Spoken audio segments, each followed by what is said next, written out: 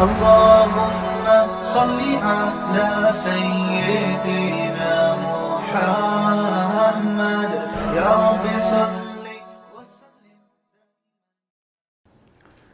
بسم اللہ الرحمن الرحیم نحمدہ ونصلی علی رسولہ الکریم. آج ہم انشاءاللہ ایک نئی صورت شروع کر رہے ہیں جو قرآن مجید کی دوسری طویل ترین صورت ہے، اور اس صورت کا نام ہے آل عمران، کیونکہ اس میں حضرت عمران لیکن اہل کتاب میں جو نصارہ ہیں ان کا تذکرہ اس میں زیادہ ہوگا، کیونکہ اس صورت کی ابتدا جو ہے وہ عیسائیوں سے ایک مناظرہ تھا، ایک بحث و مباحثہ تھا، اس کے جواب میں یہ صورت نازل ہوئی ہے.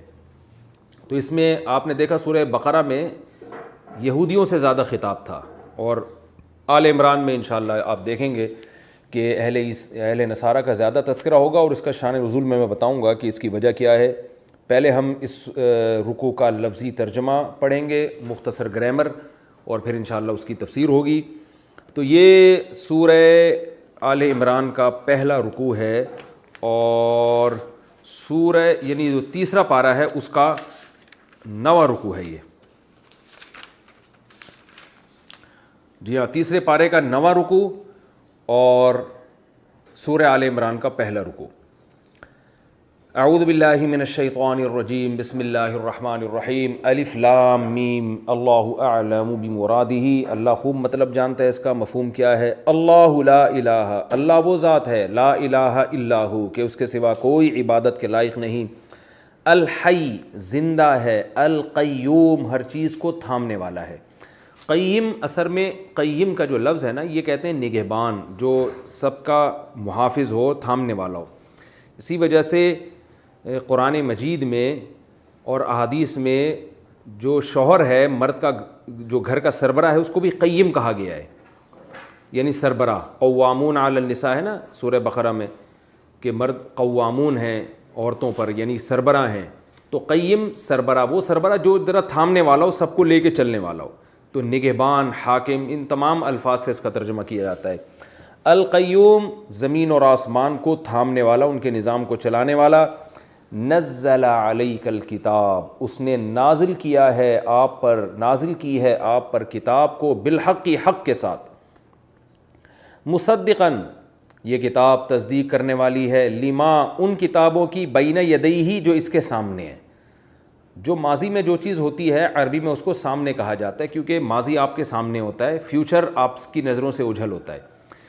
تو جو پہلے کتابیں گزر چکی ہیں، یہ قرآن ان کی تصدیق کرتا ہے، یعنی تورات، انجیل اور زبور. وَأَنزَلَ التَّوْرَاةَ وَالْإِنجِيلَ، اور اسی اللہ نے نازل کیا تورات کو بھی اور انجیل کو بھی. من قبل، اس سے پہلے، یعنی قرآن سے پہلے. ہدی للناس، یہ سب کتابیں اس نے نازل کی ہیں لوگوں کی ہدایت کے لیے. وَأَنزَلَ الْفُرْقَانَ، اور اسی نے فرقان کو نازل کیا. الفرقان، فارق، فرق کرنے والا. الفرقان، حق اور باطل کو کھول کھول کے جدا کرنے والا. ان الذین کفروا، بے شک وہ لوگ جو کافر ہیں، بآیات اللہ، اللہ کی آیات کے منکر ہیں. لہم، ان کے لیے، عذاب شدید، سخت عذاب ہے. واللہ عزیز، اور وہ اللہ غالب ہے. ذو انتقام، انتقام والا ہے. ذو کا معنی ذا، ذو، ذی، والے کو کہتے ہیں، انتقام والا ہے. ان اللہ، بے شک اللہ تعالی، لا یخفی علیہ شیء، نہیں ہے مخفی اس اللہ پر کوئی بھی چیز. فی الارض، آسمانوں میں بھی. ولا فی السماء، اور نہ ہی زمین میں، فی الارض، زمین میں. ولا فی السماء، اور نہ ہی آسمانوں میں، یعنی نہ ہی آسمانوں میں اس پر کوئی چیز مخفی ہے اور نہ ہی زمین میں. خفی، یخفا، سمیع یسمع کی طرح مخفی ہونا، چھپا ہوا ہونا. هو الذی، اللہ وہ ذات ہے. یصورکم، جو تمہاری تصویر بناتا ہے. صور یصور تصویراً، صورت بنانا، جو تمہاری صورت بناتا ہے. فی الارحام، رحموں میں. رحم، ماں کے رحم کو کہا جاتا ہے جہاں بچہ بنتا ہے. ارحام اس کی جمع. رحموں میں تمہاری تصویریں بناتا ہے. کیف یشاء، جیسے چاہتا ہے. لا الہ الا ہو، کوئی عبادت کے لائق نہیں ہے سوائے اس کے العزیز زبردست غالب. عزیز کا معنی ہوتا ہے ہر چیز پر غالب. الحکیم حکمت والا بھی ہے. هو الذی وہ اللہ وہ ذات ہے انزل علیک الکتاب اس نے نازل کی ہے آپ پر کتاب. منہ اس کتاب میں سے آیاتن کچھ آیتیں ایسی ہیں محکماتن جو محکم ہیں مضبوط ہیں. احکمہ یحکم احکامن کا معنی ہوتا ہے مضبوط کرنا. آپ نے اردو میں لفظ دیکھا ہوگا نا مستحکم, یہ مستحکم محکم ہی سے نکلا ہے. تو مضبوط آیتیں ہیں, واضح آیتیں ہیں. ہننا یہ جو آیتیں ہیں ام الکتاب کتاب کی اصل ہیں. ترجمے میں انشاءاللہ اس کا مفہوم بتاؤں گا. وَأُخَرُ اخرو اصل میں اخرا کی جمع ہے, اخرا ضربہ کی طرح. اضربو دوسرے کے مقابلے میں زیادہ مارنے والا, اس کی مؤنث آتی ہے ضربہ دوسرے کے مقابلے میں زیادہ مارنے والی, اور ضربہ کی جمع آتی ہے ضربو مارنے والیاں. تو آخرو افعلو کی طرح اخرو تھا اصل میں. اخرو کا مطلب دوسرے کے مقابلے میں لاسٹ میں آنے والا. اخرا اس کی مؤنث ہے دوسرے کے مقابلے میں لاسٹ میں آنے والی, اور اخر اس کی جمع ہے مقابلے میں لاسٹ میں آنے والیاں. یعنی کیا مطلب, ایک کے مقابلے میں دوسری, یہ مطلب ہوگا اس کا. ضروری نہیں لاسٹ میں آنے والی ہو, ایک کے مقابلے میں دوسری. تو یہاں مطلب یہ ہوا آیتیں چونکہ مؤنث ہیں اس لیے اللہ نے فرمایا کہ ہن ام الکتاب کے کچھ آیتیں محکم ہیں جو کتاب کی اصل ہیں ہیں. وَأُخَرُ اور اس کے مقابلے میں دوسری کچھ آیتیں ایسی ہیں متشابہات جو متشابہات ہیں. متشابہ کا مطلب ہوتا ہے جس میں اشتباہ ہے, ان کا مفہوم واضح نہیں ہے, ان کی مراد واضح نہیں ہے کہ اللہ کی اس سے مراد کیا ہے, یہ واضح نہیں ہے. فَأَمَّا الَّذِينَ پس بہرحال وہ لوگ فی قلوبہم زیغ جن کے دلوں میں کجی ہے. زیغ ٹیڑھے پن کو کہتے ہیں, جن کے دلوں میں ٹیڑھا پن ہے, کجی, ہر وقت نیگیٹو سوچتے ہیں. فَيَتَّبِعُونَ وہ اتباع کرتے ہیں, پیچھے چلتے ہیں, درپے رہتے ہیں, ماں ان آیتوں کے تشابہ منہ جو اس قرآن میں سے متشابہ ہیں. تشابہ یتشابہ, تزارب یتزارب, تزاربن کی طرح جو ان میں متشابہ آیتیں ہیں جن کے مفہوم مراد کسی کے سامنے ہے ہی نہیں. تو وہ کیا کرتے ہیں, ان آیتوں کے پیچھے چلتے ہیں ابتغاء الفتنتی فتنہ تلاش کرنے کے لیے. ابتغاء کا معنی تلاش کرنا, وابتغاء تأویلہ اور ان آیتوں کی تعویل کو تلاش کرنے کے لیے. تعویل کہتے ہیں تفسیر کو. تعویل سے وہ تعویل مراد نہیں ہے جو ہم اردو میں یا عربی میں کہتے ہیں اس کی تعویلات کر رہا ہے, گول مول گھما رہا ہے, یہ نہیں. تعویل کا مطلب عربی میں تفسیر. ان آیتوں کی تفسیر تلاش کرنے کے پیچھے لگے رہتے ہیں. وما يعلم تأویلہ الا اللہ حالانکہ نہیں جانتا ان کی تفسیر مگر اللہ تعالیٰ. یعنی جو متشابہ آیتیں ہیں ان کی تفسیر صرف اللہ ہی جانتا ہے. والراسخون فی العلم اور جو لوگ علم میں راسخ ہیں مضبوط ہیں. رسوخ مضبوطی کو کہا جاتا ہے. راسخ جو علم میں گہرائی میں گھسے ہوئے لوگ ہیں وہ کیا کہتے ہیں, یقولون وہ کہتے ہیں آمنا بہ کہ ہم ان آیتوں پر بھی ایمان رکھتے ہیں. کل من عندی ربنا سب آیتیں ہمارے رب کی طرف سے ہیں, یعنی محکم ہو یا متشابہ ہو سب ہمارے رب کی طرف سے, ہم سب پر ایمان رکھتے ہیں. وما یذکر الا اولو الالباب اور اللہ فرماتے ہیں نصیحت حاصل نہیں کرتے, یتذکروا تھا اصل میں یتصرفوا کی طرح, مگر اولو الالباب عقل والے لوگ. عقل والے ہیں جو نصیحت حاصل کرتے ہیں. ربنا اے ہمارے رب, یعنی یہ لوگ دعائیں بھی مانتے ہیں. یقولون یہ لوگ کہتے ہیں جو راسخین فی العلم میں کیا کہتے ہیں, ربنا اے ہمارے رب, لا تزغ قلوبنا ہمارے دلوں کو ٹیڑھا مت کیجیے. ازاغ یزیغ ازاغتن اصل میں تھا ازوغ یزوغ ازواغن, اکرم یکرم اکرامن کی طرح. لا تکرم اکرام مت کرو, لا تزوغ ٹیڑھا مت کر, تو تزوغ کو پڑھا جاتا ہے تزغ. اے اللہ ہمارے دلوں کو ٹیڑھا مت کر, کجی پیدا مت کر. بعد اذ بعد اس کے کہ از کا معنی جب, ہدیتنا تو نے ہمیں ہدایت دے دی. اے اللہ اب ہمیں ہدایت جب تو نے ایک دفعہ دے دی ہے, اسلام کی توفیق دے دی ہے, اب اس کے بعد ہمارے دلوں کو یہاں سے ہٹائیے گا مت, ٹیڑھا مت کیجیے گا. وہب لنا واو کا معنی اور ہب ہبا کر دے. اس اصل میں آتا وہب یوہبو جس کو پڑھا جاتا ہے یہبو, تو یہبو میں جب حرف عطین حذف کریں گے تو ہب بن جائے گا امر. وہب لنا اور ہبا کر دے تو ہمارے لیے, من لدن کا اپنی طرف سے, رحمتن رحمت بھی دے دے ہمیں. انکا بے شک تو, انت الوہاب بے شک تو وہاب ہے, صیغہ مبالغہ ہے. بہت زیادہ عطا کرنے والا ہے۔ ربنا اے ہمارے رب، انکا بے شک تو جامع الناس لوگوں کو جمع کرنے والا ہے، جمع یجمع جمع کرنا، جامع جمع کرنے والا، بے شک تو لوگوں کو جمع کرنے والا ہے، لیومن ایک ایسے دن میں لا ریب فیہ جس میں کوئی شک نہیں ہے، یعنی جس کے واقع ہونے میں کوئی شک نہیں ہے۔ ان اللہ بے شک اللہ تعالیٰ لا یخلف المیعاد اپنے وعدوں کی خلاف ورزی نہیں کرتا۔ اخلف یخلف کا معنی خلاف ورزی کرنا۔ یہ تو اس رکوع کا لفظی ترجمہ تھا۔ اب آئیے ہم اس کی تفسیر کی طرف چلتے ہیں۔ سورہ آل عمران بڑی دلچسپ صورت ہے، اس میں بہت واقعات ہیں پیغمبروں کے بھی، اور کچھ غزوہ احد کو بڑی تفصیل سے اس میں بیان کیا گیا ہے، کچھ احکام بھی ہیں۔ یہ جو شروع ہوتی ہے اصل میں نبی صلی اللہ علیہ وسلم کے پاس اہل نجران کے کچھ عیسائی راہب آئے تھے، اور آپ صلی اللہ علیہ وسلم سے بحث کرنے کے لیے، مناظرہ کرنے کے لیے، اور انہوں نے کچھ اشکالات کیے تھے۔ نبی صلی اللہ علیہ وسلم نے ان کو دعوت دی کہ اسلام قبول کرو، توحید کے راستے پر آ جاؤ، حضرت عیسیٰ اللہ کے بیٹے نہیں ہیں، توحید بیان کی ان کے سامنے۔ وہ اشکالات کرتے تھے، یہاں تک کہ پھر مباہلے کا چیلنج دیا گیا ان کو۔ اس مباہلے کا ذکر بھی آل عمران میں، تعالوا ندعو ابناءنا وابناءکم ونساءنا ونساءکم وانفسنا وانفسکم ثم نبتہل فنجعل لعنت اللہ علی الکاذبین، کہ تم بھی اپنے رشتہ داروں کو لے آؤ، میں بھی لے آتا ہوں، ہم دونوں مل کے دعا کرتے ہیں، جو سچا ہوگا وہ بچ جائے گا اور جو جھوٹا ہوگا اس پر اللہ کی لعنت۔ لیکن وہ عیسائی ڈر گئے تھے، پھر وہ فرار ہو گئے، بھاگ گئے، وہ مناظرے میں، وہ مباہلے کے لیے نہیں آئے۔ نبی صلی اللہ علیہ وسلم نے فرمایا اگر یہ آ جاتے تو ان کو آگ کھا جاتی، ان کو ہلاک کر دیتی، او کما قال صلی اللہ علیہ وسلم۔ تو وہ آئے تھے، بحث مباحثہ ہوا ان سے، تو وہ یہ کہتے تھے کہ دیکھیں ہمارے پاس جو اللہ کی کتاب انجیل ہے اس میں تو خود لکھا ہوا ہے کہ حضرت عیسیٰ کلیمت اللہ ہے، اور خود قرآن بھی ان کو کلیمت اللہ کہتا ہے، اور روح اللہ بھی قرآن نے کہا ہے کہ اللہ کی روح ہیں۔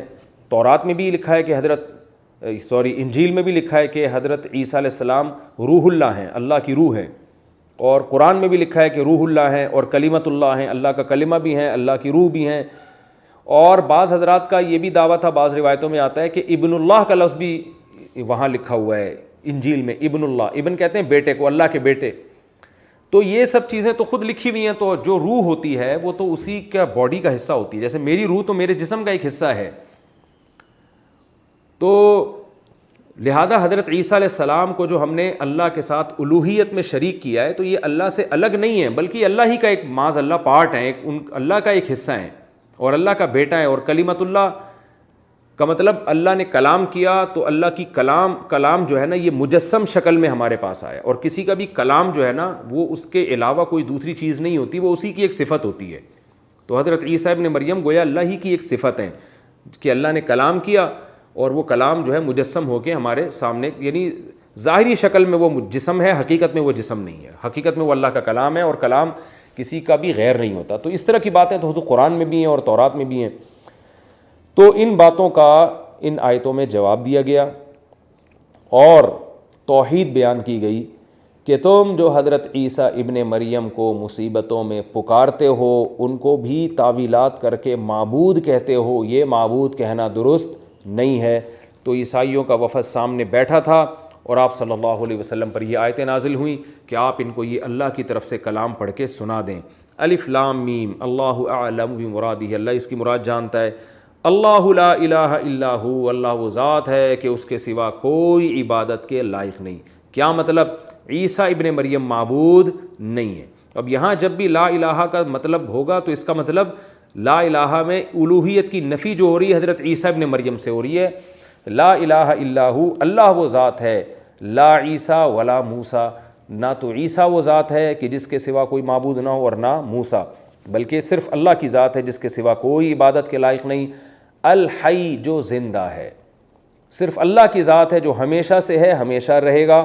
حضرت عیسیٰ کی ذات ایسی نہیں ہے۔ القیوم، اور ہر چیز کو تھامنے والا ہے۔ عیسیٰ ابن مریم اس نظام کائنات کو چلانے والے نہیں ہیں۔ نزل علیک الکتاب بالحق، اللہ وہ ذات ہے جس نے محمد صلی اللہ علیہ وسلم آپ پر کتاب کو حق کے ساتھ نازل کیا، اس کتاب میں کوئی کجی نہیں ہے۔ مصدقاً، اور یہ کتاب تصدیق کرتی ہے لما بین یدیہ، ان کتابوں کی بھی جو اس سے پہلے ہیں۔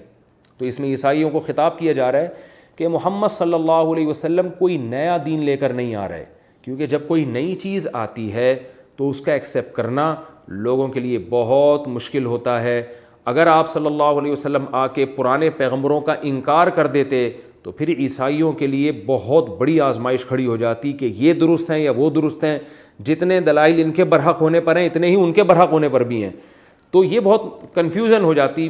اس لیے ہر آنے والے پیغمبر کی اللہ ذمہ داری لگاتے ہیں کہ وہ پچھلے پیغمبروں کا انکار نہ کریں بلکہ ان کی تصدیق کریں۔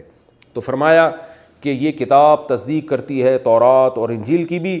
وَأَنزَلَ التَّوْرَاةَ وَالْإِنجِيلَ، اور قرآن کہہ رہا ہے کہ انجیل اور تورات کو بھی اسی خدا نے نازل کیا ہے، جس خدا نے اس کتاب کو نازل کیا ہے، من قبل، اس سے پہلے۔ اور یہ تینوں کتابیں قرآن، تورات اور انجیل ہدی للناس، یہ لوگوں کی ہدایت کے لیے، گائیڈنس کے لیے، لوگوں کی رہنمائی کے لیے کہ غلط اور صحیح میں فرق کر سکیں۔ وَأَنزَلَ الْفُرْقَانَ، اور اسی اللہ نے الفرقان کو بھی نازل کیا۔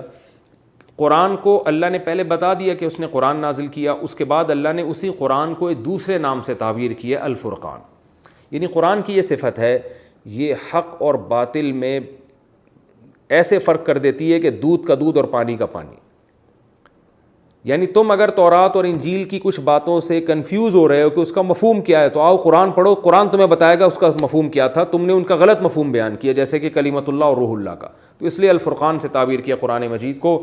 ان الذین کفروا بآیات اللہ، بے شک وہ لوگ جو اللہ کی آیات کا انکار کرتے ہیں، لہم عذاب شدید، ان کے لیے سخت عذاب ہے اور اللہ انتقام لینے والا ہے۔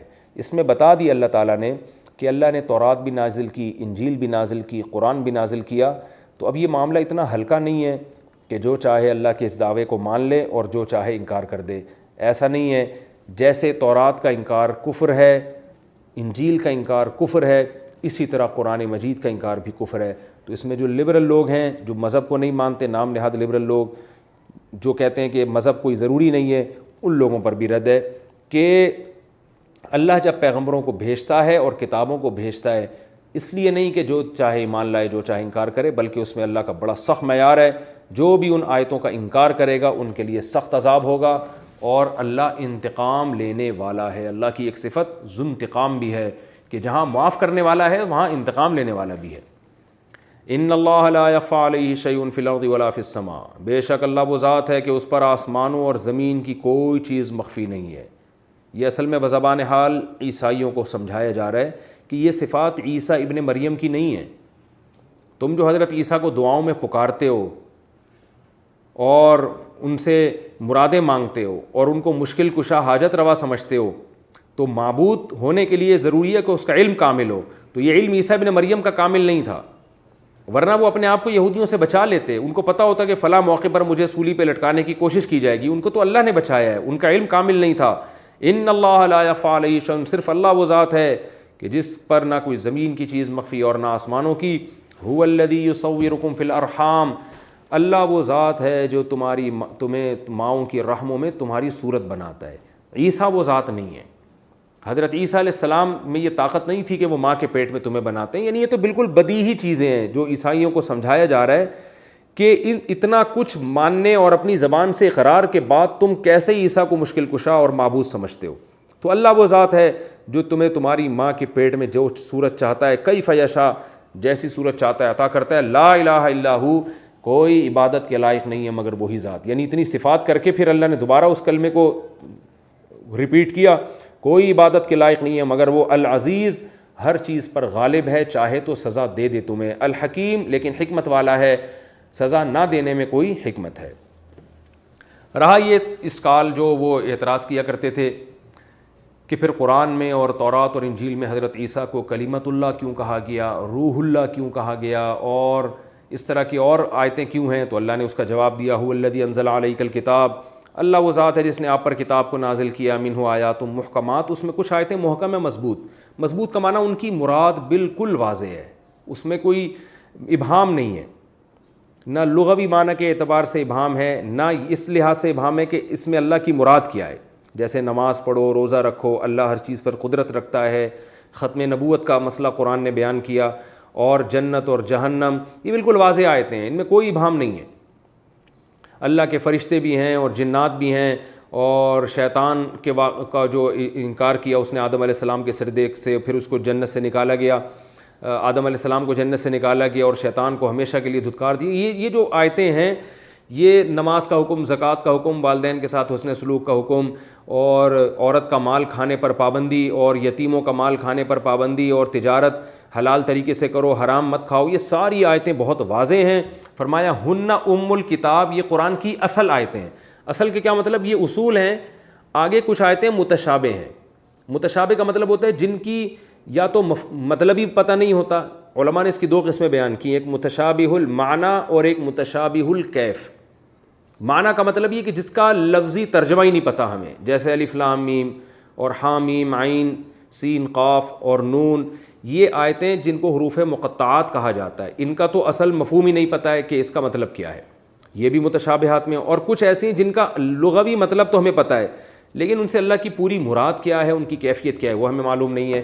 جیسے قرآن میں آتا ہے کہ الرحمن علی العرش استویٰ، رحمان عرش پر مستوی ہے، ساتوں آسمانوں کے اوپر عرش ہے، اس کے اوپر اللہ تعالیٰ کی ذات ہے۔ اب کیسے ہے ہمیں نہیں پتہ، کیونکہ اللہ تعالیٰ کا ظاہر انسانوں کی طرح تو جسم نہیں ہوتا، اللہ تو جسم سے پاک ہے، اللہ تعالیٰ ان صفات سے پاک ہے جو انسانوں کی طرف منسوب کی جاتی ہیں، تو اس میں ہمیں نہیں معلوم۔ حدیث میں آتا ہے، بلکہ قرآن میں ہی ہے، والسماوات مطویات بیمینہ، سارے آسمان اللہ کے دائیں ہاتھ میں لپٹے ہوئے ہوں گے، والارض جمیعا قبضتہ یوم القیامۃ والسماوات مطویات بیمینہ، آسمان سارے دائیں ہاتھ میں لپٹے ہوئے ہوں گے اور زمین اس کے قبضے میں ہوگی۔ تو اب دائیں ہاتھ بایاں ہاتھ یہ کیا مراد ہے؟ اور حدیث میں آتا ہے کلتا یدیہ یمین، اللہ کے دونوں ہاتھ داہنے ہی ہیں۔ تو صحابہ بھی ان آیتوں کا مفہوم نہیں پوچھا کرتے تھے آپ صلی اللہ علیہ وسلم سے، اور نہ نبی نے ہمیں بتایا۔ تو اللہ فرماتے ہیں کہ کچھ آیتیں متشابہات میں سے ہوتی ہیں، تو جو محکم آیتیں ہیں ان کو ام الکتاب کہا گیا۔ کیا مطلب؟ وہ اصل ہے۔ تو متشابہ کا ایسا مفہوم بیان کرنا ہے کہ وہ اصل سے نہ ٹکرا رہا ہو۔ آپ اگر متشابہ کا تفصیل بیان کریں گے، اس کو سمجھانے کی کوشش کریں گے، تو اصل پر محکمات پر پیش کریں گے اس کو، جو اصل آیتیں ہیں۔ مثال کے طور پر اصل آیت کیا ہے؟ ام الکتاب لیس کمثلہ شیء، قرآن کہتے ہیں اللہ جیسا کوئی بھی نہیں ہے۔ تو آپ نے متشابہ کی ایسی تفسیر بیان کر دی کہ اس میں اللہ کا مخلوق جیسا ہونا لازم آ رہا ہے، تو اس کا مطلب آپ محکم آیتوں کو اصل نہیں مانتے۔ اصل کا مطلب یہ اصولی ہیں، آگے جو بھی تفسیر ہوگی ان اصولوں کو سامنے رکھ کر ہوگی، ان اصولی آیتوں کو سامنے رکھ کر ہوگی۔ تو اصولی آیت کیا ہے کہ لیس کمثلہ شیء، اللہ جیسا کوئی بھی نہیں ہے۔ تو اب جب ہمارے سامنے یہ آیت آ گئی، تو اب قرآن میں آ رہا ہے کہ اللہ کے دائیں ہاتھ میں آسمان لپٹے ہوئے ہوں گے، تو اگر ہم اس کی تفسیر یہ کرتے ہیں بالکل ایسے ہاتھ ہے جس میں آسمان لپٹے ہوئے ہوں گے، اس کا مطلب آپ اللہ کو انسانوں جیسا قرار دے رہے ہو۔ تو آپ نے متشابہ کی ایسی تفسیر کی جو محکم کو آپ نے اصل مان کے نہیں کی، بلکہ محکم سے وہ ٹکرا رہی ہے۔ تو اس لیے اللہ نے فرمایا ہن ام الکتاب، محکم آیتیں اصل ہیں، وَأُخَرُ متشابہات، اور کچھ متشابہ ہیں۔ فَأَمَّا الَّذِينَ فِي قُلُوبِهِمْ زَيْغٌ، جن کے دلوں میں کجی ہوتی ہے، فَيَتَّبِعُونَ مَا تَشَابَهَ مِنْهُ، تو وہ ان آیتوں کے در پہ رہتے ہیں، ان کے پیچھے پڑے رہتے ہیں جو متشابہ ہیں۔ مقصد ان کا کیا ہوتا ہے؟ ابتغاء الفتنہ، فتنے کی تلاش، وابتغاء تأویلی، اور اس کی تفسیر کی تلاش، یعنی مراد غلط تفسیر، غلط مفہوم کی تلاش میں، جو ایسا مفہوم جو محکم سے ٹکرا رہا ہو۔ تو اس میں اللہ نے بتا دیا کہ یہ جو قرآن مجید میں اللہ کے لیے، حضرت عیسیٰ کے لیے کلمۃ اللہ کا لفظ ہے، روح اللہ کا لفظ ہے، یہ بھی متشابہ ہے۔ کیا مطلب؟ اس کا وہ مفہوم نہیں ہے جو آپ کو فوراً پہلی دفعہ میں سمجھ میں آ رہا ہے۔ وہ کلمۃ اللہ کا مطلب تو اللہ کا کلام، تو کلام تو اللہ کی ایک صفت ہے، حضرت عیسیٰ کلام تھوڑے ہی ہیں۔ اور روح کا مطلب، میری روح کا مطلب میری باڈی میں جو روح ہے جس کی وجہ سے میں زندہ ہوں۔ تو روح اللہ کا اگر ہم یہ مطلب لیں گے کہ اللہ کی باڈی میں، معاذ اللہ کی ایک باڈی، اس میں اللہ کی روح ہے، اور وہ روح جو ہے نکل کے حضرت عیسیٰ کی شکل میں آئی، تو یہ تو محکم سے ٹکرا رہی ہے۔ یہ اس کا مطلب آپ نے اللہ کو بھی انسانوں جیسا مان لیا۔ تو یہ روح اللہ اور کلمت اللہ کا ہم وہ مفہوم بیان کریں گے جو محکم سے ٹکرائے نہیں، اور وہ صحیح مفہوم کیا ہے کہ حضرت عیسیٰ کو کلمت اللہ مجازن کہا گیا ہے۔ کیا مطلب؟ اللہ نے حضرت مریم کے جو ہے نا رحم میں پھونک لگائی جس سے حضرت عیسیٰ وجود میں آئے، تو اللہ کے کلمہ کن، اللہ نے کہا ہو جا، کن کی طاقت ہے نا، یعنی بغیر کسی سبب کے اللہ نے حضرت عیسیٰ کو پیدا کیا کلمہ کن کی طاقت سے. کن کا مطلب اللہ کہتے ہیں جب اللہ کسی چیز کو کہہ دے نا کن فیکون تو وہ ہو جاتی ہے. جیسے سورہ یاسین کے آخر میں انما امرہ اذا اراد شیئا ان یقول لہ کن فیکون. اس کی یہ شان ہے کہ اگر وہ کسی چیز کے بارے میں کہہ دے ہو جا تو وہ ہو جاتی ہے. تو عام طور پر جو اللہ نے اس کائنات کو بنایا اور جو کائنات جس نہج پہ چل رہی ہے وہ تمام چیزیں لاجک کے تحت ہیں. میاں بیوی کا ملاپ ہوتا ہے, اس سے بچے پیدا ہوتے ہیں, ان سب چیزوں کی ایک سائنٹیفک لاجک ہے. اللہ نے ہر چیز کو ایک لاجک کے ساتھ جوڑا ہوا ہے. لیکن حضرت عیسیٰ علیہ السلام کا جو وجود تھا وہ عام انسانوں کے پیدا ہونے کی طرح نہیں تھا. بغیر باپ کے اللہ نے حضرت مریم کے رحم میں کلمہ کن کی طاقت سے حضرت عیسیٰ کو پیدا کیا.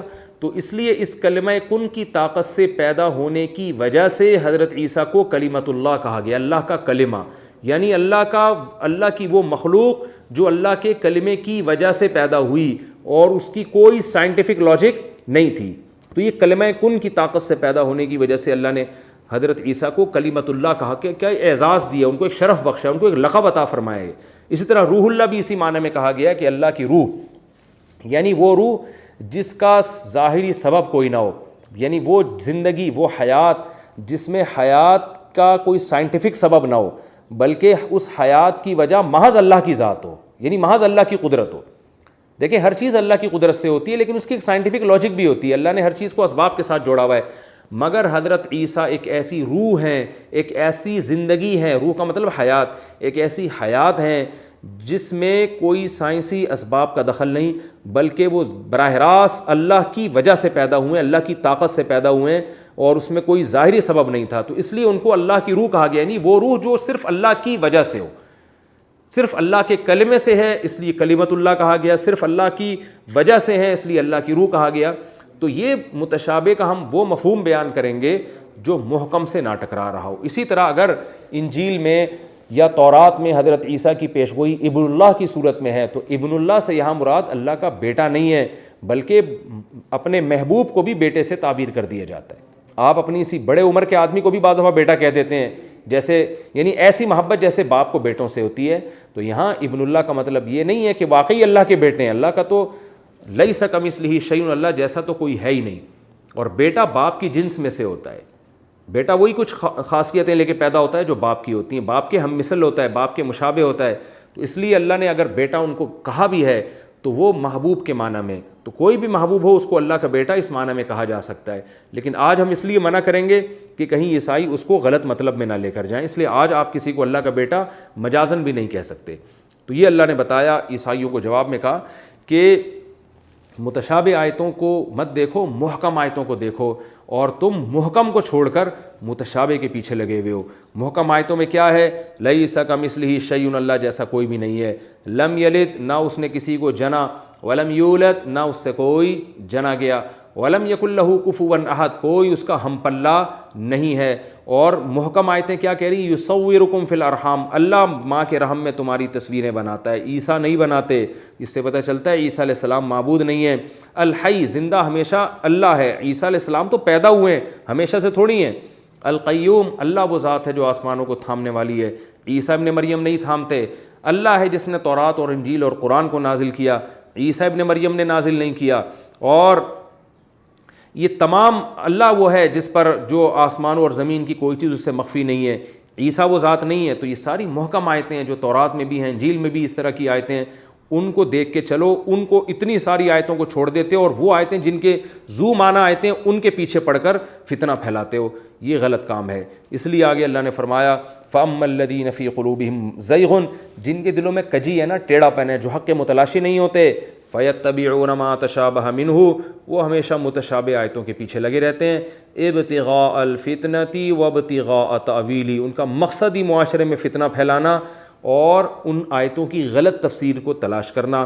وما يعلم تأویلہ الا اللہ, حالانکہ ان آیتوں کی حقیقی تفسیر صرف اللہ جانتا ہے. اس سے پتہ چلا کہ متشابہ آیتوں کا امکانی درجے میں, ہم ظنی درجے میں تو ہم مفہوم بیان کر سکتے ہیں, حقیقی مفہوم اللہ کے سوا کوئی بھی نہیں جانتا. والراسخون فی العلم یقولون آمنا بہ, فرمایا جو راسخ فی العلم لوگ ہیں نا, وہ کیا کہتے ہیں؟ ہم ایمان لے آئے. یعنی ہم متشابہ آیتوں کا جو مفہوم ہے بس اللہ ہی بہتر جانتا ہے, ہم زیادہ اس کی گہرائی میں نہیں جانتے. عجیب بات ہے، حالانکہ دیکھیں جن کا علم کم ہے وہ ان آیتوں کے پیچھے لگتے ہیں، حالانکہ ان کے پاس نالج کم ہے، لیکن جن کے پاس نالج زیادہ ہے ان کو تو اور لگنا چاہیے، لیکن اللہ کیا فرماتے ہیں، وہ نہیں لگتے. وہ کیا کہتے ہیں، یقولون آمنا بھی، ہم سب پر ایمان لاتے ہیں، یعنی اجمالی ایمان، بھائی سب کل من عند ربنا، سب ہمارے رب کی طرف سے ہے. یعنی کسی ایک آیت کی وجہ سے ایسا نہیں ہوتا دوسری آیتوں کا انکار کرنا شروع کر دیں یا قرآن ہی کا انکار کر دیں کہ یہ اللہ کیسی باتیں کر رہا ہے. جیسے کل ایک صاحب نے مجھ سے پوچھا کہ قرآن میں آتا ہے سنفرغ لکم ایھا الثقلان کل یوم ھو فی شأن، سورہ رحمان میں، کہ اللہ ہر دن ایک حالت میں ہے، کسی نہ کسی کام میں اللہ لگا ہوا ہے، اور اے جنات اور انسانوں ہم عنقریب تمہارے لیے فارغ ہونے والے ہیں، یعنی تمام کاموں سے ہم فراغت حاصل کر کے تمہارا حساب لینے والے ہیں. تو وہ صاحب مجھ سے پوچھنے تھے کہ بھائی یہ اللہ کو ہمارا حساب لینے کے لیے فارغ ہونے کی کیا ضرورت ہے، اللہ تو ایٹ اے ٹائم سارے کام کر سکتے ہیں. تو میں نے ان سے کہا بھائی اللہ ہم سے ہماری زبان میں بات کرتے ہیں. جب آپ بہت بڑے ہوتے ہیں تو سامنے والے کے لیول پہ آ کے آپ کو بات کرنی ہوتی ہے جس سے بات آپ کی سمجھ میں آئے گی. تو اللہ نے ہم سے ہمارے حساب سے سمجھایا ہے، کیونکہ اللہ بہت سارے کاموں میں لگے ہوئے ہیں، کسی کی شان بڑھا رہے ہیں، کسی کی شان گھٹا رہے ہیں، کسی کا رزق تنگ کر رہے ہیں، کسی کا رزق بڑھا رہے ہیں. تو اس سے ایک انسان کو وہم ہو سکتا تھا پتہ نہیں حساب و کتاب ہمارا صحیح طرح سے ہوگا بھی کہ نہیں ہوگا. تو اللہ نے ہمیں تسلی دے دی، فکر نہ کرو، جب تمہارا حساب و کتاب ہوگا یہ ساری فائلیں لپیٹ چکا ہوں گا، بالکل فارغ بیٹھا ہوں گا تمہارے لیے. حالانکہ اللہ کو ضرورت نہیں ہے. تو یہ بھی متشابہ آیتیں ہیں کہ اللہ ہم سے ہماری زبان میں بات کر رہے ہیں. اب اس متشابہ کو بھی ہم محکم کی روشنی میں حل کریں گے. وہ یہی ہے کہ بھئی اللہ ہم سے ہماری زبان میں بات کرتے ہیں، ہم سے ہمارے لب و لہجے میں بات کرتے ہیں، یعنی جو ہمارے محاورے ہیں ان میں بات کرتے ہیں. اگر اللہ بالکل اس طرح سے بات کرنا شروع کر دے تو ہماری مینٹل اپروچ سے اوپر ہو جائے گا، جو اللہ کی شان ہے، اگر اس طرح سے بات کرے ہم سے تو. لیکن اس آیت کا اگر آپ یہ مفہوم بیان کرتے ہیں کہ نہیں بھائی اللہ کو تو واقعی ضرورت ہے، وہ ایک وقت میں بہت سارے کام نہیں کر سکتا، اس کو تو فارغ ہونا پڑے گا، تو آپ کیا مطلب ہوا، اللہ کو انسانوں پر قیاس کر رہے ہیں. اور جو محکم آیت ہے نا لیس کمثلہ شیء، کہ اللہ جیسا کوئی بھی نہیں ہے، آپ اس محکم آیت کی روشنی میں متشابہ کو حل نہیں کر رہے بلکہ اس محکم کے اگینسٹ چل رہے ہیں آپ. تو اس لیے قرآن میں جہاں بھی اس طرح کی آیتیں آئیں گی ان کو محکمات کو سامنے رکھ کر ان کا مفہوم بیان کیا جائے گا، اور ان آیتوں کو ایک اجمالی طور پر ان کی تفسیر بیان کی جائے گی، بہت زیادہ گہرائی میں نہیں جایا جائے گا. جو متشابہ آیتیں ہیں بہت زیادہ ان آیتوں کی گہرائی میں جو لوگ گھستے ہیں اللہ نے ان کے بارے میں بتا دیا کہ یہ معاشرے میں اصلاح نہیں چاہتے بلکہ یہ فتنہ پرست لوگ ہیں. تو اس لیے اللہ نے فرمایا جو علم میں پختہ لوگ ہیں وہ کہتے ہیں آمنا بہ کل من عند ربنا، سب ہمارے رب کی طرف سے. وما یذکر الا اولو الالباب، اللہ فرماتے ہیں لیکن نصیحت صرف عقل مندوں کو حاصل ہوتی ہے، بے وقوف لوگ پھر بھی تفتیش میں گھسے رہیں گے اور اللہ کی آیتوں پر عمل نہیں کریں گے. اللہ نے فرمایا کہ جو راسخین فی العلم ہیں وہ یہ بھی دعا کرتے ہیں کہ اللہ اس قسم کے جو معاشرے میں فتنہ پرست لوگ ہیں نا، جو مذہب میں اس طرح کجی تلاش کرتے ہیں اور گہرائی میں گھس گھس کے عیب تلاش کرتے ہیں، ایسا نہ ہو کہ ہم ان سے متاثر ہو جائیں اور ہمارا ایمان بھی خطرے میں پڑ جائے. لہذا وہ دعا مانگتے ہیں، اور ربنا، اے ہمارے رب، لا تزغ قلوبنا، ہمارے دلوں میں کو ٹیڑھا مت کیجیے گا، بعد اذ ہدیتنا، بعد اس کے کہ آپ نے ہمیں ہدایت دے دی. یعنی ایک دفعہ ہمیں ایمان کی توفیق مل گئی ہے تو یہ جو پروپیگنڈے والے لوگ ہیں وسوسے ڈالتے ہیں قرآن و سنت کے بارے میں، ایسا نہ ہو کہ ان کے وسوسوں سے متاثر ہو کر ہم ایمان سے ہاتھ دھو بیٹھیں، نہ ادھر کے رہیں نہ ادھر کے رہیں. تو اے اللہ ہمارے دلوں کو تو مضبوطی سے تھام لے. وَهَبْ لَنَا مِن لَّدُنْكَ رَحْمَةً، اور صرف یہ نہیں کہ ہدایت پر قائم رکھ بلکہ ہمیں اپنی طرف سے اضافی رحمت بھی دے، یعنی اور مضبوطی سے ہدایت پر اور ایمان میں ترقی عطا فرما. اِنَّكَ أَنْتَ الْوَهَّابُ، بے شک تو بہت زیادہ عطا کرنے والا ہے. ربنا انک جامع الناس لیوم لا ریب فیہ، اے اللہ ہمارا آخرت پر ایمان ہے. آج اگر ہم ان کی باتوں میں وسوسوں میں آ کے قرآن کا انکار کر دیں یا عیسائیوں کی باتیں میں آ کے ہم عیسیٰ کو اللہ کا بیٹا کہنا شروع کر دیں ان کے پروپیگنڈے سے متاثر ہو کر، تو ہمیں پتہ ہے ایک دن قیامت آئے گی تو ہم سے حساب لے گا. تو ہم اپنی زبان سے اس حساب کا اقرار کر رہے ہیں اور تجھ سے دعا کر رہے ہیں کہ ہمیں تو سیدھے راستے پر رکھ، کیونکہ اگر سیدھا راستہ نہیں ملا تو آخرت میں ہمارا ٹھکانہ اچھا نہیں ہوگا. ربنا، اے ہمارے رب، انک جامع الناس، بے شک تو لوگوں کو جمع کرنے والا ہے، لیومن، ایک ایسے دن، لا ریب فیہ، جس کے واقع ہونے میں کوئی شبہ نہیں ہے. ان اللہ لا یخلف المیعاد، اللہ فرماتے ہیں واقعی اللہ اپنے وعدے کی خلاف ورزی نہیں کرتا، اللہ انسانوں کو ایک دن جمع کرے گا. یہ تو اس آیت کی تفسیر ہو گئی اس رکوع کی. میں مختصراً اس سے ملنے والے اسباق نمبر وار بیان کرتا ہوں. سب سے پہلے تو عقیدہ توحید، کہ عیسائیوں نے حضرت عیسیٰ کو قرآن اور تورات کی آیتوں کی غلط تفسیریں بیان کر کے اللہ کا بیٹا بنا دیا، معبود بنا دیا۔ آپ بتائیے کیا آج بہت سے مسلمان یہ کام محمد الرسول اللہ صلی اللہ علیہ وسلم کے ساتھ نہیں کر رہے؟ قرآن کی آیتوں کو توڑ موڑ کے متشابہ آیتوں کا کبھی مفہوم بیان کبھی لے لیں گے اور کبھی کوئی حدیث لے لیں گے، اس کے ظاہر کو دیکھیں گے، تو وہ بھی یہی کام کر رہے ہیں جو عیسائیوں نے کیا تھا۔ ایک صاحب کہنے لگے، میں نے کہا کہ قرآن میں آتا ہے انما انا بشر مثلکم، کہ اے نبی آپ ان سے کہہ دیجئے میں تمہاری طرح کا بشر ہوں، انسان ہوں۔ تو ان کی جرت دیکھیں، وہ کہتے ہیں ان ما کا مطلب ہے ان کا معنی بے شک، ما کا مطلب نہیں، انا بشر مثلکم، بے شک نہیں ہوں میں بشر تمہاری طرح کا۔ اب آپ بتائیں کس قدر جرت اور دلیری کی بات ہے نا، قرآن کو کیسا غلط۔ تو اس سے پتہ چلتا ہے کہ جتنے اہل باطل ہیں نا وہ بھی حوالے قرآن و سنت ہی کے دے رہے ہوتے ہیں، مگر قرآن و سنت کی وہ تفسیر بیان کر رہے ہوتے ہیں جو دوسری آیتوں سے ٹکرا رہی ہوتی ہے۔ جیسے میں نے کہا تھا کہ منکرین حدیث کہتے ہیں کہ قرآن میں آتا ہے لا نفرق بین احد من رسلی، کہ ہم پیغمبروں میں فرق نہیں کرتے، پھر ہم سے آ کے کہتے تم تو کہتے ہو کہ محمد صلی اللہ علیہ وسلم کا مقام سب سے اونچا ہے، قرآن کہہ رہے ہیں ہم پیغمبروں میں فرق نہیں کرتے۔ تو بھائی قرآن یہ بھی تو کہہ رہا ہے کہ پیغمبروں میں ہم نے ایک دوسرے پر دوسرے پیغمبروں کو فضیلت دی ہے۔ تو پتہ یہ چلا کہ اس آیت کا مطلب، فرق کرنے کا مطلب یہاں یہ نہیں ہے کہ فضیلت نہیں بیان کرتے، بلکہ مطلب یہ ہے کہ ایسا فرق کہ کسی پر ایمان لائیں ایمان نہ لائیں یہ فرق نہیں کرتے، ایمان لانے اور نہ لانے میں فرق نہیں کرتے۔ تو آج ہر اہل باطل کا کام یہ ہوتا ہے کہ چند آیتوں کو لے لیا جاتا ہے اور دوسری آیتوں اور احادیث کا انکار کر دیا جاتا ہے۔ یہ کام اہل باطل بہت کر رہے ہیں، اور یہ فروعی مسائل میں بھی ہو رہا ہے یہ کام۔ فروعی مسائل میں آپ کو وہ حدیث تو پتہ ہے جس میں امام کے پیچھے فاتحہ پڑھنے کا حکم ہے، وہ حدیث نہیں پتہ جس میں امام کے پیچھے ہر طرح کی قراءت سے روکا گیا ہے۔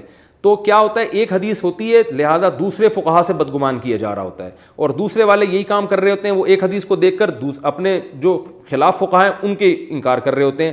دیکھا ہوگا آپ نے ہمارے ہاں ایک اتحاد امت کے نام پہ فرقہ پرستی کا ایک ٹھیک ٹھاک طریقے سے فرقہ پرستی پھیلائی جا رہی ہے، فقہا سے بدگمان کیا جا رہا ہے، اس لیے کہ ایک آیت کو لیا جا رہا ہے دوسری کو چھوڑا جا رہا ہے، ایک حدیث کو لیا جا رہا ہے دوسری کا انکار کیا جا رہا ہے۔ تو امام کے پیچھے فاتحہ پڑھنے کی بھی حدیثیں، نہ پڑھنے کی بھی حدیثیں، بعض فقہا نے اس کو لے لیا، اس میں تعویل کی، بعض نے اس کو لے لیا اس میں تعویل کی، تو دونوں ٹھیک ہیں۔ لیکن یہ یہود و نصارہ کی خصلت تھی کہ چند کو لے کے باقیوں پر جو ہے نا وہ فتوے تھوپنا شروع کر دینا۔ تو خاص طور پر عقیدے کے معاملے میں بہت زیادہ زیادتی ہو رہی ہے۔ آج جو ہمارے یہاں شرک پھیلا ہوا ہے، آپ صلی اللہ علیہ وسلم کی ذات کو بعض لوگوں نے اتنا بڑھایا ہے کہ مشکل کشا بھی کہہ دیا، حاجت روا بھی کہہ دیا۔ تو یاد رکھیں قرآن کی وہ آیتیں، وہ احادیث جن سے یہ پتہ چلتا ہے کہ آپ صلی اللہ علیہ وسلم کو اللہ نے ہر طرح کا علم دیا تھا، ان آیتوں کو ان آیتوں پہ پیش کیا جائے گا جن میں آتا ہے کہ حقیقی علم، سارا علم صرف اللہ کے پاس ہے۔ تو نبی کو ہر طرح کا علم جو دیا گیا ہے وہ دینیات سے متعلق، ضرورات دین سے متعلق، جیسے سلیمان علیہ السلام کے بارے میں آتا ہے کہ ہم کو اللہ نے ان کو ہر چیز دی تھی۔ اب بعض لوگ یہاں بھی یہ کہتے ہیں سلیمان علیہ السلام کو جب ہر چیز مل سکتی ہے تو وہ جب مشکل کشا ہو سکتے ہیں تو محمد صلی اللہ علیہ وسلم کیوں نہیں ہو سکتے؟ تو بھائی ہر چیز پر قدرت صرف اللہ کو ہے۔ تو یہاں مفہوم یہ ہے کہ حکومت چلانے کے لیے جو بیسک اور بنیادی چیزیں ہوتی ہیں وہ تمام چیزیں اللہ نے سلیمان علیہ السلام کو بھی دی تھیں اور ملکہ سبا کو بھی دی تھیں۔ تو اہل باطل کی عادت ہوتی ہے کہ متشابہ کے پیچھے لگتے ہیں اور محکمات کو چھوڑ دیتے ہیں۔ دوسرا علمی نقطے کی بات ہمیں یہ بھی پتہ چلتی ہے کہ قرآن نے یہ کہا ہے کہ راسخین فی العلم متشابہ کے پیچھے نہیں پڑتے۔ آج ایک مسئلہ ہمارے ساتھ یہ ہے کہ آج یہ استواء علی العرش کہ اللہ عرش پر ہے، اللہ کا ہاتھ ہے، ان مسائل کو بھی بہت زیادہ ممبروں سے بیان کیا جا رہا ہے۔ تو قرآن ان مسائل میں زیادہ غور و خوض سے منع کر رہا ہے۔ اس بارے میں اعتدال کی رائے یہی ہے کہ اسلاف کا یہ مذہب تھا کہ قرآن میں اللہ کے لیے جو ہاتھ اور عرش اور استواء کا معنی ہے ان کو اپنی اصل پہ رکھا جائے گا، لیکن کیفیت کو بیان نہیں کیا جائے گا۔ جیسے امام مالک سے منقول ہے الاستواء معلوم، کہ استواء کا تو لفظی ترجمہ معلوم ہے کہ بھئی عرش پر بیٹھنا، مستوی ہونا، قرار پکڑنا، لیکن اس کی کیفیت کیا ہے یہ مجہول ہے۔ والسؤال عنہ بدعہ، اور اس طرح کی چیزوں میں بحث مباحثہ کرنا، تفتیش کرنا یہ بدعت ہے۔ یہ امام مالک کا قول ہے۔ اسلاف جو بعد میں متقدمین گزرے ان کا جو واسطہ پڑتا تھا زیادہ تر جو عقل پرست لوگ ہیں نا اس زمانے کے فلاسفر تھے، ان سے وہ کہتے تھے کہ یہ اللہ کی ذات ایسی ذات کیسے ہو سکتی ہے جو عرش پر ہے؟ تو انہوں نے ان آیتوں کی تعویل کر لی۔ انہوں نے کہا استواء کا یہ مفہوم بھی ہو سکتا ہے استیلا، یعنی غلبہ حاصل کر لینا۔ جیسے ہم کہتے ہیں کہ بادشاہ جو ہے وہ کسی بادشاہ تخت افروز ہوا، تو مطلب یہ ہوتا ہے بادشاہ کے ہاتھ میں حکومت آ گئی، یہ بھی ایک مفہوم بیان کیا جاتا ہے. جیسے ہم کہتے ہیں نا کہ تختہ الٹ دیا گیا, وزیر اعظم کا تختہ الٹ دیا گیا, وزیر اعظم تختے پر براجمان ہو گئے اور وزیر اعظم جو ہے نا کرسی آج کل فلاں کے ہاتھ میں ہے. تو اس کا مفہوم کیا ہوتا ہے؟ حکومت. تو متاخرین نے یہ تعویل کی غیر مسلموں کو خاموش کرانے کے لیے کہ تم, یا جو ایتھیسٹ تھے وہ کہتے تھے یہ خدا کیسا ہے جو عرش پر بیٹھا ہوا ہے, تو انہوں نے اس کی تعویل کر لی. انہوں نے کہا بھائی یہ بھی تو قرآن کا مطلب ہو سکتا ہے, اللہ تعالیٰ عرش پر مستوی کا مطلب کہ جیسے اللہ تعالیٰ کے ہاتھ میں حکومت ہے, تو یہ بھی کسی حد تک تعویل بھی بن سکتی ہے. تو ہماری رائے میں جو پہلا قول ہے اسلاف کا وہ زیادہ جاندار ہے, نصوص کے زیادہ قریب ہے, لیکن دوسرے قول کو 100% گمراہی قرار دینا یہ بھی غلط ہے. تو اس بارے میں ضمنی اجمالی بات کی جائے گی, یقینی بات کوئی نہیں کر سکتا اس بارے میں. تو ہم یہ کہیں گے کہ اسلاف کا جو قول ہے وہ حق کے زیادہ قریب ہے, اور بعد میں متاخرین نے جو تعویلات کی ہیں ان تعویلات میں بھی انہوں نے ان نصوص کا انکار نہیں کیا. انہوں نے یہ نہیں کہا کہ اللہ عرش پر ہے, انہوں نے کہا بھئی اللہ عرش پر بھی ہے اور کیسے ہے وہ ہمیں نہیں پتہ, اور اللہ جو ہے وہ, اور یہ بھی ہو سکتا ہے کہ اللہ عرش پر ہونا یہ کنایا ہو حکومت اپنے ہاتھ میں لینے سے. تو اس لیے اس بارے میں بہتر یہی ہے کہ خاموشی اختیار کی جائے اور ان نصوص کو تلاوت کی جائے, ان کا ترجمہ پڑھا جائے, ان کی ڈیٹیل میں نہ جایا جائے. جیسے کہ قرآن کہہ رہا ہے کہ راسخین فی العلم بس اجمالی ایمان رکھتے ہیں, سب ہمارے رب کی طرف سے ہے اور ان کی زیادہ ڈیٹیل میں نہیں جاتے. اور اصل جو چیز فوکس کرنے کی ہے وہ یہ دعا کہ اللہ تو نے ہمیں جب ایمان کی توفیق دے دی تو ہمارے دلوں میں اب ٹیڑھاپن پیدا نہ کر. علماء سے ہم نے سنا ہے کہ جو مسلمان بھی روزانہ اس دعا کا معمول بنائے گا اللہ کی رحمت سے انشاءاللہ امید ہے کہ اس کا خاتمہ ایمان پر ہوگا, کیونکہ اللہ نے ہمیں یہ دعا سکھائی ہے اور مانگنے کی ترغیب دی ہے. ظاہر ہے تبھی تو اللہ نے اپنے الفاظ میں ہمیں بتایا کہ یوں مانگا کرو, اس لیے کہ اللہ اس دعا کو قبول کرنا چاہتا ہے. تو جن لوگوں کو بھی یہ شبہ رہتا ہے کہ پتہ نہیں ہماری موت ایمان پر ہوگی نہیں ہوگی, اسلام سے ایسا نہ ہم پھر جائیں, تو شبہ بلکہ نہ بھی رہتا ہو تو یہ دعا کا معمول بنانا چاہیے کہ ربنا لا تزغ قلوبنا, اللہ بس ہمیں جب تو نے ایک دفعہ اسلام کی ہدایت دے دی اب یہاں سے ہٹانا نہیں, ہمیں کوئی ایسی طاقت نہ ہو جو ہمیں یہاں سے ہٹا سکے. اللہ تعالیٰ سے دعا ہے اللہ ہمیں ایمان پر قائم رکھے اور خاتمہ بالخیر ہمارا مقدر کر دے. وما علینا الا البلاغ.